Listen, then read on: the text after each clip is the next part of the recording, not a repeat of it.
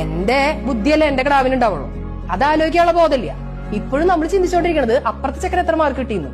ആനത്തല മാർക്കൊന്നും നിങ്ങൾക്കും കിട്ടിയിട്ടില്ലല്ലോ. അപ്പൊ നമ്മുടെ മക്കൾക്ക് നേരെ വിരൽ ചൂണ്ടുമ്പോ ആലോചിക്കാം, അവനവൻ എത്രമാത്രം പണ്ട് പഠിച്ചിട്ടുണ്ട്. പണ്ട് 10ൽ 0 കിട്ടിയ മുട്ട കിട്ടിയ നിങ്ങളാണോ നിങ്ങളുടെ മക്കളെ കുറ്റം പറയാനും ചീത്ത പറയാനും നിൽക്കണം? ആദ്യം അവനവൻ എന്തായിരുന്നു എന്ന് ആലോചിക്കാം. പിന്നെ സ്വന്തം മക്കളെ മറ്റു വീടുകളിലെ ആളുകളായിട്ട് കമ്പയർ ചെയ്തിരിക്കുക. നിങ്ങൾക്കുള്ള കഴിവുകളെ നിങ്ങളുടെ കുട്ടികൾക്ക് ഉണ്ടാവുള്ളൂ. ഡോക്ടേഴ്സ്, എഞ്ചിനീയേഴ്സ്, വക്കീലുമാരൊക്കെ വരിയിൽ നിൽക്കുന്നുണ്ടാവും.